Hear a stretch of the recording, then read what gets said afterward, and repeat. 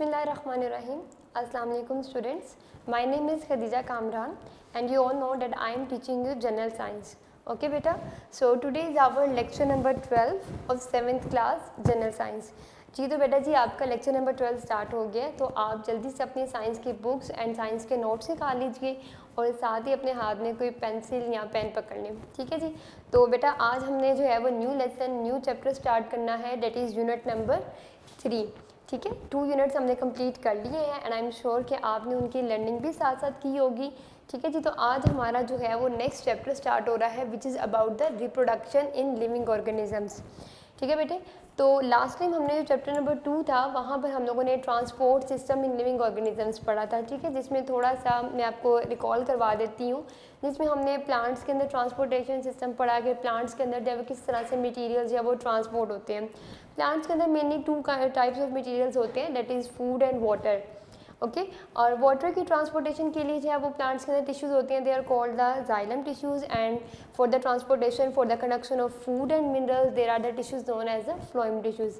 Likewise हमने human body के अंदर सर्कुलेटरी सिस्टम भी देखा था, वो भी हमने डिस्कस किया था कि किस तरह से जो है वो हार्ट ब्लड पंपिंग के थ्रू जब वो ब्लड पंप करता है तो आपकी पूरी बॉडी में फ्रॉम हेड टू टो किस तरह से ब्लड के अंदर जो न्यूट्रिएंट्स आपके ब्लड में एब्जॉर्ब होते हैं, फूड से जो आप न्यूट्रिएंट्स लेते हैं, किस तरह से उसको पूरी बॉडी के अंदर सर्कुलेट किया जाता है, पूरी बॉडी के अंदर उसको ट्रांसपोर्ट किया जाता है। क्लियर है बेटे। तो ये तो हमने अपना प्रीवियस जो टॉपिक था, जो प्रीवियस हमारा लेक्चर था, हमने उसके ऊपर थोड़ा सा डिस्कस किया कि वो क्या था। ठीक है जी।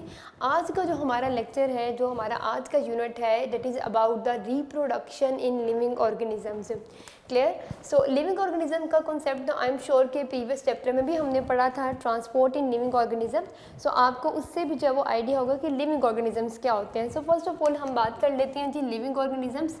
आई एम श्योर कि आप सबको जो है लिविंग ऑर्गेनिजम्स के जो डेफिनेशन है वो क्लियर होगी। मैं फिर भी उसको एक दफ़ा आपको बता देती हूँ, आपको रिमाइंड करवा देती हूँ जी। तो बेटा लिविंग ऑर्गेनिजम्स क्या होते हैं? All organisms, living organisms are those type of organisms, all organisms which can breathe, which can grow.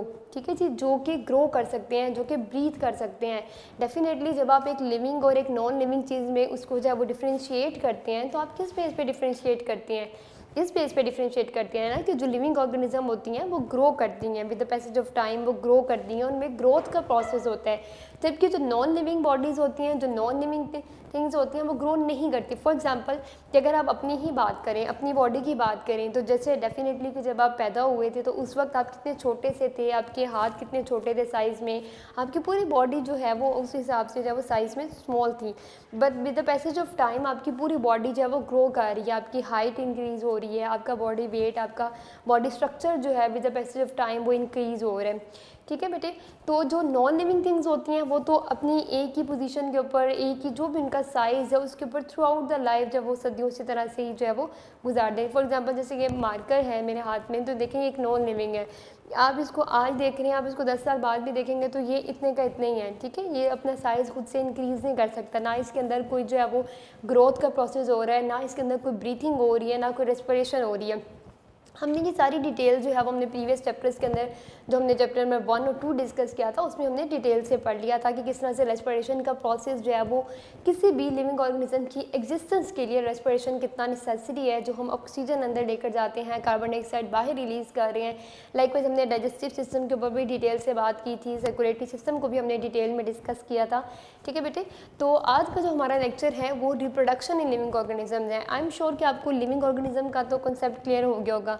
मैं ब्रीफली इसको फिर से एक दफ़ा बता देती हूँ। Living organisms are those organisms which can grow, okay, simply which can grow, which can reproduce, which can breathe. Okay बेटे। सो यहाँ तक तो हो गया living organism. Now what about the reproduction? Reproduction का प्रोसेस क्या होता है बेटा? रिप्रोडक्शन क्या होती है?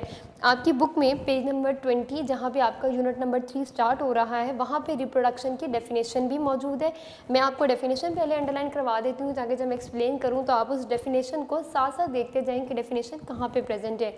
इंट्रोडक्शन वाले कॉलम में, इंट्रोडक्शन वाले बॉक्स में आप देख सकते हैं लाइन नंबर 3 में, वहाँ भी आप अंडरलाइन कर लीजिए, उसको मार्क कर लें, उसके ऊपर मेंशन कर दें डेफिनेशन। यहाँ पे आपको रिप्रोडक्शन की डेफिनेशन नज़र आ रही होगी। There is a process by which living organisms produce more offsprings of their own kind and continue their existence which is called reproduction. Okay, जी, तो यहाँ पर एक वर्ड जो आपको नज़र आ रहा है, to produce offsprings, to produce offsprings. ना बेटे, what are offsprings? Offsprings are basically children और you can say the next generation.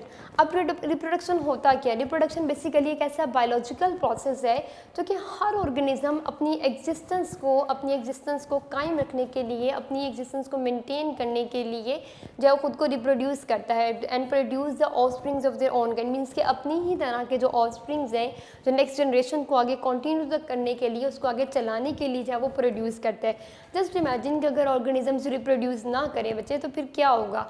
अगर ऑर्गेनिजम्स रिप्रोड्यूस नहीं करेंगे तो ऑब्वियसली जो है उस ऑर्गेनिज्म का जो नामो निशान है वो ख़त्म हो जाएगा, उसकी जो एग्जिस्टेंस है एनवायरनमेंट में, जो नेचर में उसका वजूद है वो ख़त्म हो जाएगा। ठीक है, तो इसकी रीज़न से जब ऑर्गेनिजम्स खुद को रिप्रोड्यूस करते हैं, जैसे आपने प्रीवियस कुछ क्लासेस में कुछ आपने डिस्कस किया होगा कि एक्सटिंक्ट ऑर्गेनिजम्स है। एक्सटिंक्ट ऑर्गेनिजम्स वो ऑर्गेनिज्म है जो अब तो बिल्कुल ख़त्म हो चुके हैं, बिल्कुल नापैद हो चुके हैं, जिनमें आप डायनासोर्स देख लें। अब हमें डायनासोर की कोई भी स्पीशीज़ जो है वो हमें अपने प्लानट पे हमें नज़र नहीं आती। क्यों? क्योंकि अब वो जो है ऑर्गेनिज्म जो है वो ख़त्म हो चुके हैं, बिल्कुल एक्सटिंक्ट हो गए हैं।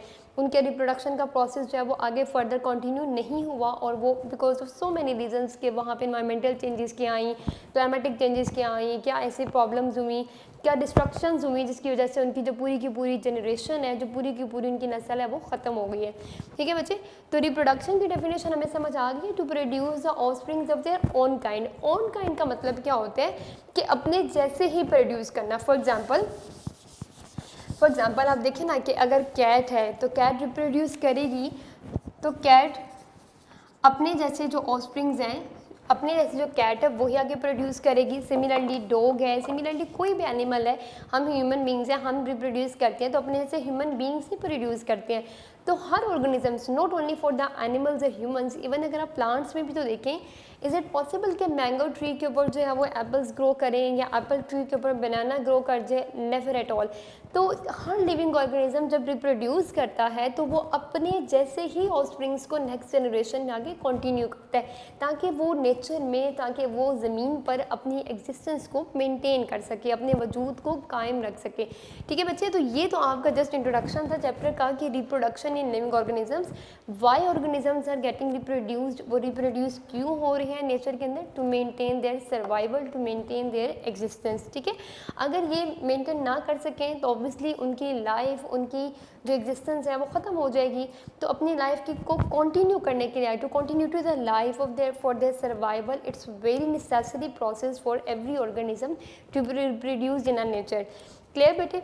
जी, तो यहाँ तक आपका जस्ट हमने चैप्टर का इंट्रोडक्शन, उसकी डेफिनेशन को हमने अंडरस्टैंड कर लिया। आई एम श्योर कि आपको इसकी डेफिनेशन जो है वो समझ आ गई होगी।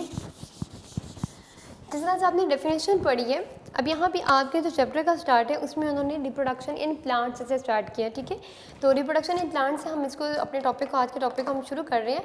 Reproduction it is a biological process, जैसे मैंने अभी आपको पहले भी बताया, it is a biological process. Biological process means क्या होता है कि बायोलॉजिकल प्रोसेस आप उस प्रोसेस को कहते हैं जिसके अंदर लिविंग बॉडी, बायोलॉजी वर्ड का मीनिंग ही लाइफ होता है, ये भी हमने पहले डिस्कस किया हुआ है।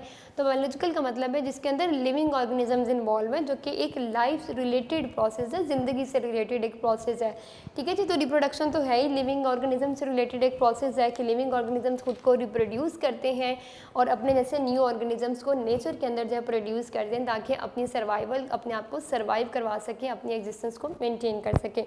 सो now we will talk about the types of reproduction,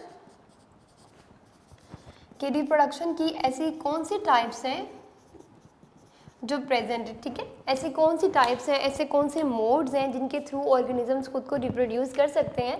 आप लोगों को चूँकि यहाँ पे टाइप ऑफ रिप्रोडक्शन है वो पहले प्लांट्स में डिस्कस है, तो ऑब्वियसली हम इसको प्लांट्स में पहले डिस्कस कर लेते हैं। ऑल्दो के एनिमल्स भी इन दोनों मेथड्स में, इन दोनों मोड से जो है रिप्रोड्यूस कर सकते हैं। So there are the two types of reproduction in plants. Number 1 asexual mode of reproduction and number 2 is the sexual mode of reproduction. ठीक है बेटे, asexual mode of reproduction and sexual mode of reproduction. Now first of all we will talk about the asexual mode of reproduction. Very easy. मैं आपको भी definition में underline करवा देती हूँ आपकी बुक में जहाँ मेंशन है। लेकिन नॉर्मली हम प्लांट्स को देखते हैं कि प्लांट्स को ग्रो करने के लिए हमारे एक कॉन्सेप्ट भी है जो कि बिल्कुल ठीक है, बिल्कुल सही कॉन्सेप्ट है कि प्लांट्स को ग्रो करने के लिए जो है वो उन्हें सीड की ज़रूरत होती है। दे रिक्वायर अ सीड, कि हम सीड को सो करते हैं ज़मीन में, सॉइल में सो करते हैं और उससे जो है एक न्यू प्लांट जो है वो ग्रो कर जाता है, ठीक है। बट एक ऐसा मोड ऑफ रिप्रोडक्शन भी प्रेजेंट है प्लांट्स के अंदर जिसमें they do not need seed, ठीक है बेटे, they do not need seed, उन्हें सीड की ज़रूरत ही नहीं होती। बगैर सीड के भी जो है वो प्लांट आगे ग्रो कर सकता है, न्यू प्लांट में ग्रो कर सकता है। So this mode of reproduction is called asexual reproduction in which plant can grow without seeds, in which plants can grow without seeds, ठीक है बेटे जी। तो अब एक दफ़ा मैं आपको जो यहाँ पे अंडरलाइन भी करवा देती हूँ उसकी डेफिनेशन। अगर आप देखें तो आपको टॉपिक 3.2.1 में बिल्कुल स्टार्ट में इसकी डेफिनेशन नज़र आ रही है बेटा, अंडरलाइन कर लीजिए इस डेफिनेशन को। This is a simple mode of reproduction in plants by which plants can produce new plants without seeds, यानी ये बड़ा सिंपल मेथड है रिप्रोडक्शन का जिसमें प्लांट्स को सीड की ज़रूरत नहीं होती, प्लांट सीड्स के बगैर ही खुद को रिप्रोड्यूस कर सकता है। So this is called the asexual reproduction. अच्छा बेटे यहाँ पर एक और चीज़ आपको बता दूँ, एसेक्सुअल रिप्रोडक्शन को सेकंड नेम हम इसको कॉमनली वेजिटेटिव प्रोपगेशन या वेजिटेटिव रिप्रोडक्शन भी कहते हैं। Another name it is also called the vegetative reproduction. अब यहाँ आप सोच रहे होंगे कि वेजिटेटिव रिप्रोडक्शन क्यों कहा जाता है, तो यहाँ पे मैं आपको बता दूँ कि प्लांट्स के अंदर आपने जो है वो पार्ट्स पढ़े होंगे। There are the two type of the parts present in the plants, sexual parts of the plant and the vegetative organs of the plant, you can say the vegetative parts of the plant. अब जो vegetative organs है plants के वो कौन कौन से होते हैं, they are stem, leaves, root and shoot etcetera, ठीक है, एक्सेप्ट फ्लावर। फ्लावर के अलावा जो ये पार्ट्स हैं like the stem, leaves and the shoot, these are the vegetative part of the plant, ठीक है। अब चूँकि ये वेजिटेटिव पार्ट्स हैं तो इन्हीं पार्ट्स से जो ये स्टेम, लीव्स, रूट या शूट है, इन्हीं पार्ट्स से अगर प्लांट के इन्हीं पार्ट से आगे न्यू प्लांट में ग्रोथ हो जाती है प्लांट की, तो हम इसको वेजिटेटिव रिप्रोडक्शन कहते हैं, ठीक है बेटे। इसे वेजिटेटिव प्रोपगेशन भी कहते हैं। मैं रिपीट कर देती हूँ, इसे हम एसेक्सुअल रिप्रोडक्शन का तो समझ आ गया, why we called it asexual reproduction, because plant grow without seeds. अब सीड्स के बगैर तो वो ग्रो कर रहे हैं, ये तो हमें उसकी डेफिनेशन समझ आ गई है। बट इस मोड ऑफ रिप्रोडक्शन में प्लांट अपने वेजिटेटिव ऑर्गन्स को यूटिलाइज करता है, सो दैट्स वाई हम इस रिप्रोडक्शन को वेजिटेटिव रिप्रोडक्शन भी कहते हैं। It is also called as vegetative reproduction. Now why it is called the vegetative reproduction, because plants use the vegetative organs for the reproduction for the asexual mode of reproduction, ठीक है जी। अब वो vegetative organs कौन कौन से हैं आपकी book में मेंशन तो नहीं है, यहाँ पे मैंने वैसे एक्स्ट्रा में यहाँ ब्रैकेट में लिख दिया है, they are the stems, leaves, roots, shoots etcetera, except flower. Flower के अलावा, because flower is one of the sexual organ of the plant which undergoes the sexual mode of reproduction, ठीक है जी। अब ये जो एसेक्सुअल रिप्रोडक्शन है इसमें कुछ आगे फर्दर मेथड्स हैं जो कि हम यहाँ पे आज के लेक्चर में डिस्कस करेंगे। इसमें जो इसका फर्स्ट मेथड है वो है जी रेनेट्स, ठीक है। अब ये जो वेजिटेटिव रिप्रोडक्शन है या जो एसेक्सुअल मोड ऑफ रिप्रोडक्शन है, ये दोनों नाम ये एक ही चीज़ को रिप्रेजेंट कर रहे हैं। If I say the asexual reproduction then that's also mean the vegetative reproduction, if I say the vegetative reproduction that's also for the asexual reproduction, okay बेटे। तो अब जो ये एसेक्सुअल मोड ऑफ रिप्रोडक्शन है जिसको वेजिटेटिव रिप्रोडक्शन भी कह रही हैं, हम आगे इसमें अब दो तरह से देखेंगे, नेचुरल वेजिटेटिव रिप्रोडक्शन और द आर्टिफिशियल वेजिटेटिव रिप्रोडक्शन। यानी कि अब आगे एसेक्सुअल की भी आगे हमने फर्दर 2 टाइप्स पढ़नी है और वो कौन कौन सी 2 टाइप्स हमने डिस्कस करनी है, नेचुरल वेजिटेटिव रिप्रोडक्शन और द आर्टिफिशियल। अब नेचुरल का वर्ड जैसे कि आप उसके वर्ड से ही उसको अंडरस्टैंड कर सकते हैं। नेचुरल का मतलब क्या होता है, कुदरती तौर पे, जो कि नेचर ने जो है वो फितरतन जो है ये प्लांट के अंदर ये चीज़ रख दी और वो इस तरह से ग्रो करेगा, ठीक है। लेकिन आर्टिफिशियल क्या है, मतलब कि मैन मेड, यानी कि हम खुद जो ह्यूमन बींग्स हैं, हम खुद अपने हिसाब से, अपनी तरीके से, अपने उस मेथड से जो हमें बेनिफिट है, हम उस तरह से जो है प्लांट को रिप्रोड्यूस करवा सकते हैं। तो ये चूँकि मैन मेड है, आर्टिफिशियल सो हम इसको भी डिस्कस करेंगे, और जो बाय नेचर जो अल्लाह ताला ने जो जिस तरह से प्लांट के लिए जो मोड ऑफ रिप्रोडक्शन रखा हुआ है कुदरती तौर पे जो प्लांट के अंदर प्रेजेंट है, हम उसको भी डिस्कस करेंगे। तो यहाँ पे इन दोनों मेथड्स की आगे 2 जो फर्दर टाइप्स हैं वो आपको उन्होंने डिस्कस की। आपकी बुक में हम सिर्फ उन्हीं 2 टाइप्स को डिस्कस करेंगे जो आपके सिलेबस का पार्ट है। तो first of all naturally vegetative reproduction में जो 2 टाइप्स आपको नज़र आ रही हैं, नंबर 1 आर द रनर्स, बिल्कुल नीचे आप देखें तो आपको नजर आ रहा है, and then second one is the underground stem, underground stem. जी तो अब जरा स्टार्ट करते हैं। First one which are the runners.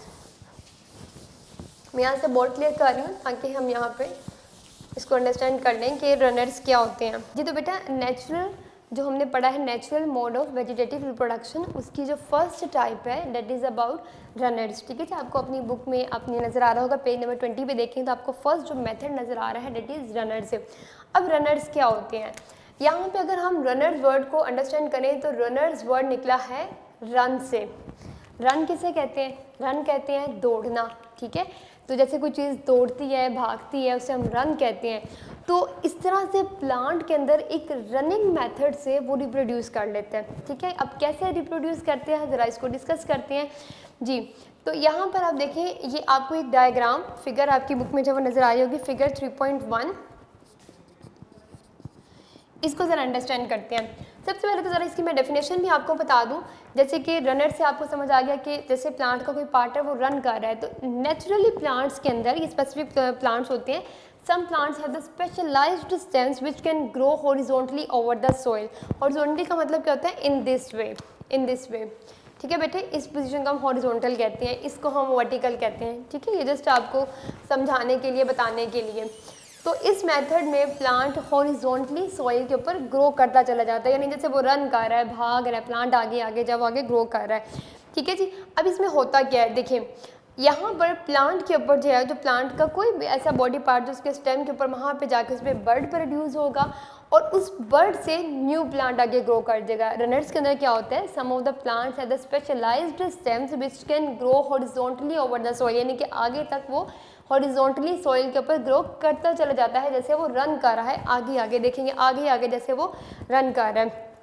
So in this method the bird, जहाँ पे बर्ड प्रेजेंट होगा, जिस पार्ट के ऊपर बर्ड प्रोड्यूस होगा, उस पार्ट से आगे न्यू प्लांट ग्रो कर जाता है। फॉर एग्जांपल कि ये प्लांट है, ठीक है, इसके आगे ये यूँ इस तरह से ग्रो कर रहा है, यहाँ पे बर्ड प्रोड्यूस हुआ, उस बर्ड से न्यू प्लांट, देन आगे से ग्रो कर रहा है, बर्ड प्रोड्यूस हुआ and then new plant. So this one is called a bird, you can say the new plant. ठीक है, these are the roots of the plants here. Very simple. Examples में अगर हम बात करें तो एग्जाम्पल्स में जो ये रनर्स मोड ऑफ रिप्रोडक्शन है ये प्रेजेंट है आपका स्ट्रॉबेरी प्लांट्स में। स्ट्रॉबेरी का तो आई एम श्योर आप सबको पता होगा, बहुत ही टेस्टी फ्रूट होता है स्ट्रॉबेरी प्लांट। रनर्स की एग्जाम्पल्स क्या है, स्ट्रॉबेरी प्लांट। डेफिनेशन को अंडरलाइन भी कर लीजिए, यहीं पर स्टार्ट में डेफिनेशन भी लिखी हुई है। Runners some plants have specialised stem which can grow horizontally over the soil. They are the birds that appear on the tip of the runners which develop into the new plant. ठीक है, runner इसकी tip पर जो है वो birds produce होते हैं और बर्ड्स आगे से न्यू प्लांट पे जो है वो चेंज हो जाते हैं, न्यू प्लांट में आगे ग्रो कर जाते हैं। ठीक है जी, ये तो आपका हो गया फर्स्ट मेथड जो कि नेचुरली वेजिटेटिव रिप्रोडक्शन का था। इसके बाद जो आप अगर इसके नीचे देखें तो आपको नज़र आ रहा होगा अंडरग्राउंड स्टेम ट्यूबर्स, वो भी एक natural mode of vegetative reproduction है। That is also the natural mode of vegetative reproduction. ठीक है जी बेटे, हमने फर्स्ट पढ़ लिया है runners. Now the second one is about the underground stem tubers. ठीक है बेटे, now what about the underground stem tubers. ये भी एक natural vegetative mode of reproduction है जिसके अंदर प्लांट जो वो नेचुरली इस तरह से ग्रो कर सकता है। जिस तरह पहले आपने पढ़ा कि some plants have the specialised stems which can grow horizontally over the soil. Now some plants have the stems which can store their food. यहाँ पे जो वर्ड आपने इंपॉर्टेंट है जिसको आपने याद रखना है, which can store their food. ठीक है, अब इसको कैसे हमने अंडरस्टैंड करना है, इसमें यहाँ पे जो एग्जाम्पल है अगर हम इसकी बात करें तो एग्जाम्पल में आपको पोटैटो ट्यूबर की एग्जांपल नज़र आ रही होगी, पोटैटो ट्यूबर। ये बड़ा इंटरेस्टिंग मेथड है, बड़ा कॉमन है, आपने अक्सर घर में देखा होगा, पोटैटोज लेकर आते हैं, आलू लेकर आते हैं, अगर वो काफ़ी टाइम के लिए पड़े रहें, 1 वीक 2 वीक वो पड़े रहें, आप यूज़ नहीं कर रहे, तो उसके ऊपर जो है वो पोटैटो के ऊपर जो है वो आपको इस तरह से जो है वो ऐसा फील होता है कि जैसे जो है वो आई सी बन जाती है, जिसको हम पोटैटो आई कहते हैं, ठीक है, इस तरह से। और उस आई से जो है आगे फर्दर जब वो ग्रोथ स्टार्ट हो जाती है, ठीक है बेटे। इसे अक्सर आपने नोट किया होगा, पोटैटोज देखिएगा कभी घर में अगर यूज़ नहीं हो रहे लंबे टाइम के लिए, 1 वीक 2 वीक 1 मंथ हो गया, तो ये जो आई बनती है बेसिकली यहाँ से जो आगे न्यू प्लांट जो है वो ग्रो करना शुरू कर देता है, ठीक है, बिकॉज इसमें वो फूड स्टोर कर सकता है और इसी से आगे जो है वो नए प्लांट में इसकी ग्रोथ स्टार्ट हो जाती है।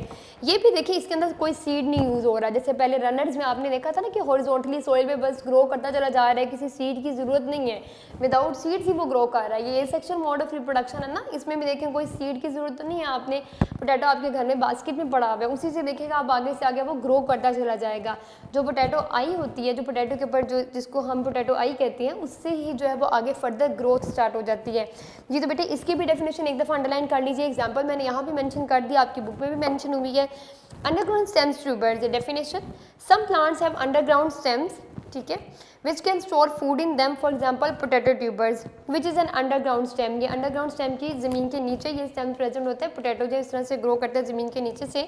The birds present on the potato is called an eye, अब इस पे जो बर्ड बनेगा इसको हम आई कहते हैं, potato eye, which can sprout to produce a new plant. Sprout का मतलब होता है, उसका मीनिंग होता है फट जाना, टूट जाना, ठीक है, इंग्लिश का ये वर्ड है स्प्राउट, कॉमन वर्ड है ये, दैट मीन टू रप्चर, और अगर उर्दू में मीनिंग लिख रहे हैं तो इसका मतलब होता है फट जाना, यानी इसी से जो बर्ड जो आई बना है, पोटैटो आई है, इसी से आगे न्यू प्लांट जो है वो आगे स्प्राउट होकर न्यू प्लांट जो है वो निकल आता है। तो ये बेटा सेकंड मेथड था आपका आर्टिफिशियल वेजिटेटिव रिप्रोडक्शन का। फर्स्ट हमने रनर्स पढ़ा, सेकंड हमने अंडरग्राउंड स्टेम ट्यूबर्स पढ़ा, ठीक है। अब यहाँ पर नेक्स्ट हमने स्टार्ट करना है artificial vegetative reproduction. Natural vegetative reproduction के तो 2 मेथड्स आपके कंप्लीट हो गए ना, कौन कौन से थे, runners and underground stem tubers. Although कि बहुत से और मेथड्स भी हैं, लेकिन चूंकि आपके सिलेबस में सिर्फ ये 2 डिस्कस हुए तो मैं सिर्फ ये 2 ही आपसे जो है वो डिस्कस करूँगी। अब हमने ये देखना है कि आर्टिफिशियल यानी कि मैन मेड, यानी हम विदाउट सीड्स खुद से भी कैसे प्लांट्स को जो है वो आर्टिफिशियली जो है हम उसे ग्रो करवा सकते हैं, ठीक है, चूँकि वो भी एक विदाउट सीड मेथड है तो वो भी आएगा एसेक्सुअल रिप्रोडक्शन की कैटेगरी में। और एसेक्सुअल रिप्रोडक्शन का सेकंड नेम मैंने आपको पहले भी बताया है, मैं अब बोर्ड पे दोबारा भी मेंशन कर रही हूँ, that is also called the vegetative reproduction, ठीक है बेटे। अब इस एसेक्सुअल वेजिटेटिव और वेजिटेटिव रिप्रोडक्शन में हमने नेचुरल मोड ऑफ जो रिप्रोडक्शन है वो 2 डिस्कस कर ली हैं, they are runners and underground stem tubers. अब इसके अंदर हमने जो आर्टिफिशियल मोड डिस्कस करना है, artificial mode of asexual reproduction,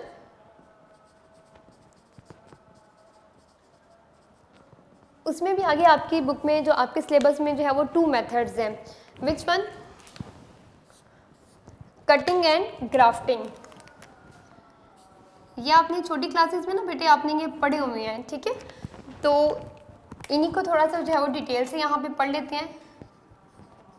cutting and grafting, Urdu में जो है वो कटिंग को कहते हैं जी कलमकारी एंड ग्राफ्टिंग मीन पेवंदकारी। ये मैं जस्ट आपको जनरल नॉलेज के लिए आपको बता रही हूँ, ठीक है। अब कटिंग जो है ये कैसा मेथड है, टू कट डाउन, कट कर देना, जैसे कि आप कॉमनली कटिंग का वर्ड यूज़ करते हैं ना, कटिंग किसे कहते हैं, किसी चीज़ को काट देना, उसको तोड़ देना, उस चीज़ से हटा देना, ठीक है। अब कटिंग में जो हम कट करेंगे, हम किस चीज़ को कट करेंगे, तो पहले ज़रा अब इसको अंडरस्टैंड कर लेते हैं जी। कटिंग के अंदर हमने अब करना क्या है, क्योंकि ये आर्टिफिशियल है, मैन मेड है, अब इंसान खुद जो फार्मर्स हैं, जो गार्डनर्स हैं, ये मेथड वो खुद से करते हैं, ये नेचुरली प्लांट नहीं करेगा। उसमें रनर्स में तो ये था ना नेचुरली प्लांट हॉरिजॉन्टली ग्रो करता चला जा रहा है, या अंडरग्राउंड स्टेम ट्यूबर्स में भी था कि नेचुरली जो है वो आगे ग्रो कर रहा है, ठीक है। उसमें पोटैटो के ऊपर आई बनी, स्प्राउट किया और नेचुरली है कि अगला प्लांट जो ग्रो कर गया। इसके अंदर हम अब खुद से कट करेंगे, तो डेफिनेशन देख लीजिए, नंबर 3 मेथड आपको नजर आ रहा है कटिंग, डेफिनेशन को अंडरलाइन कर ले। In this method the healthy branch of the plant having the leaves is cut off, ठीक है, उसको कट किया जाता है, and then planted into the soil, after few days the cutting grow into the new plant, ठीक है। बहुत easy method है बेटे। इसमें हम करते क्या हैं कि हम एक प्लांट से, अब वो कौन सा प्लांट है किसी ऐसे डोनर हेल्दी प्लांट से जो कि हम देख रहे हैं कि बहुत हेल्दी है, बहुत अच्छे से वो प्लांट फ्लरिश कर रहा है, ग्रो कर रहा है, उसके फ्रूट्स जो हैं वो बहुत ही स्वीट हैं टेस्ट में और बड़ा अच्छा प्लांट है, उसके अंदर जो सारी प्रॉपर्टीज़ हैं, जो सारी करेक्टरिस्टिक्स हैं प्लांट की वो बहुत हेल्दी हैं, अच्छी गुड क्वालिटीज़ हैं। तो हम उस डोनर हेल्दी प्लांट से एक ब्रांच को लेंगे, ठीक है, स्टेम को या ब्रांच को हम लेंगे और उससे हम कट डाउन कर देंगे, उससे कट कर देंगे और उस कटी हुई जो ब्रांच है उसको सिंपली जो है वो ज़मीन के अंदर इस तरह से सो कर दिया जाता है इस ब्रांच को, ठीक है। जस्ट ब्रांच को देखिए, हम सीड्स यूज़ नहीं हो रहे, हमने कहा था ना कि हम एसेक्सुअल मोड ऑफ रिप्रोडक्शन में विदाउट सीड्स प्लांट ग्रो करते हैं। तो जैसे आप इसको उसमें ज़मीन में इसको जब सॉइल में आप इसको प्लांट कर देते थे, इम्प्लांटेड कर देते इसको, तो इससे जो आगे फर्दर ग्रोथ स्टार्ट हो जाती है, तो इससे न्यू प्लांट होता है। तो ऑब्वियसली उस न्यू प्लांट की करेक्टरिस्टिक्स भी वही करेक्टरिस्टिक्स होती हैं जो कि आपने डोनर हेल्दी प्लांट की ली थी, ठीक है। और ऑब्वियसली हमारी कोशिश ये होती है कि हम जब वो हेल्दी प्लांट की ग्रोथ जब आगे करवाएं ताकि हमारी जो इकोनॉमी है इस हवाले से, जो हमारे बायो इकोनॉमिक्स का है वो भी जो है हमारा उसमें जो है हमें प्रॉफिट हो, हमें इसमें फ़ायदा हो, ठीक है बेटे।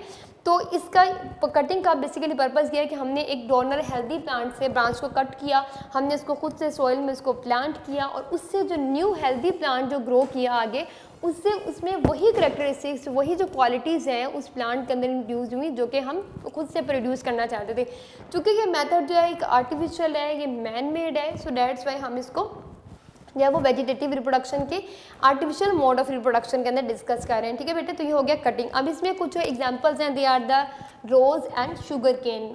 गन्ना जो होता है, शुगर केन और जो रोज़ गुलाब का फूल है, इनके अंदर जो है वो आमतौर पर जो है कलमकारी का मेथड जो है कॉमनली अप्लाई किया जाता है ताकि हम अच्छे से अच्छे जो रोज़ की क्वालिटी के जो प्लांट्स हैं या जो शुगर केन प्लांट्स हैं हम उसको आगे जो फर्दर ग्रो करवाएँ।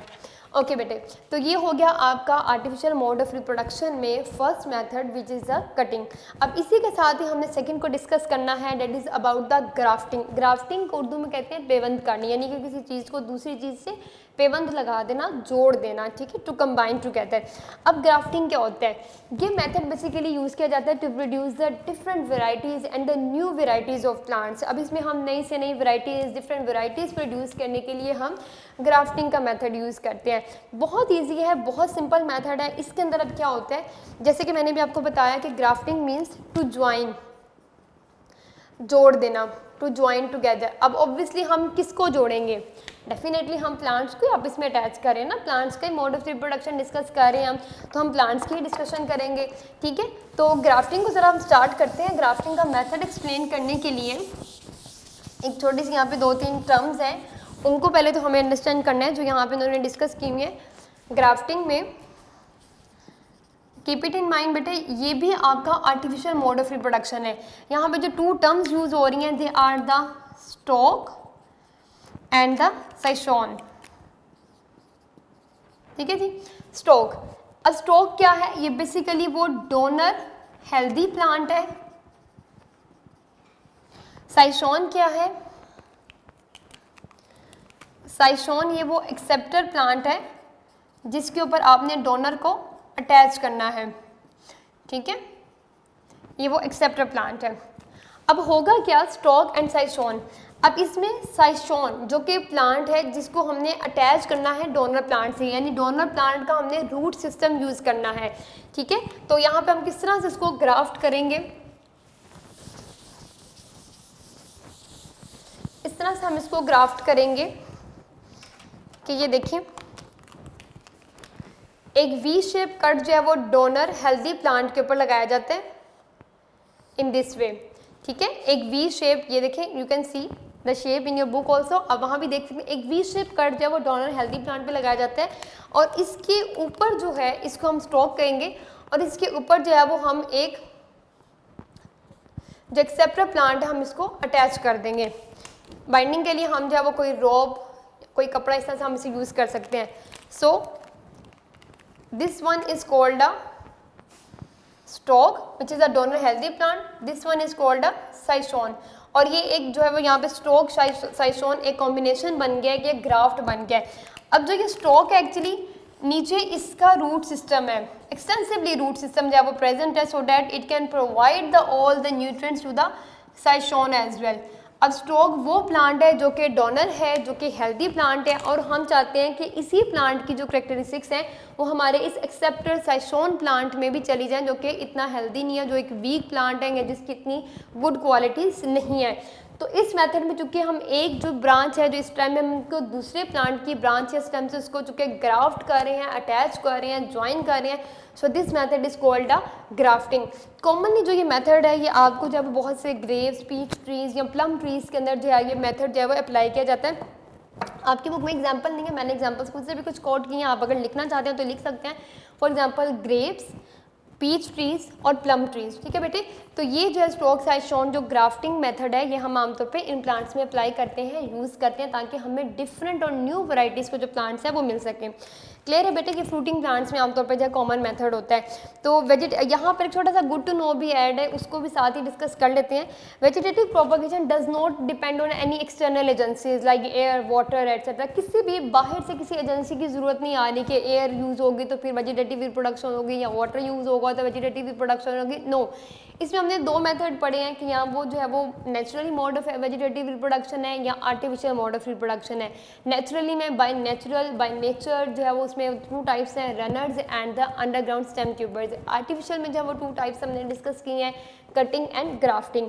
ठीक है बेटे, तो ये आपका आज का लेक्चर नंबर 12 यहाँ तक कंप्लीट हुआ।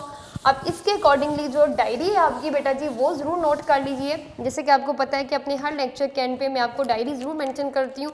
तो बेटे उस डायरी को मेंशन करने का ये मकसद होता है कि आप साथ साथ याद करें इसी टॉपिक से रिलेटेड जो हमने आज डिस्कस किया है। जो MCQs हैं आपके नोट्स के अंदर, यूनिक नोट्स में, they are the MCQs number 1, 2 and 3। बहुत छोटी सी डायरी है बेटे, साथ ही याद कर लेनी है आपने।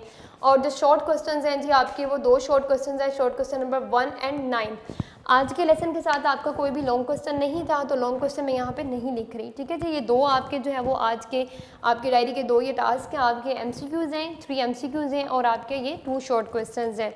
ठीक है बेटे, तो एक छोटा सा जो आज का लेक्चर तो हमारा यहाँ तक कंप्लीट हो गया है एंड आई एम श्योर कि आप डायरी साथ साथ याद कर रहे होंगे। छोटा सा आपके लिए जो आज का मैसेज है वो ये है कि बेटा याद रखें, जैसे हर कामयाब शख्स के पीछे कोई ना कोई तकलीफ़देह कहानी होती है, लेकिन उसका अंजाम हमेशा कामयाबी होता है। इसलिए आपकी ज़िंदगी में अगर छोटी छोटी कोई तकलीफ़ें आती हैं, कोई छोटी छोटी प्रॉब्लम्स आती हैं तो उनको बड़ी हिम्मत के साथ फेस करें, क्योंकि ये तकलीफ़ अल्टीमेटली आपको कामयाबी तक ले जाती हैं। ठीक है बेटे, अपना बहुत सा ख्याल रखें, अपनी दुआओं में सबको याद रखें।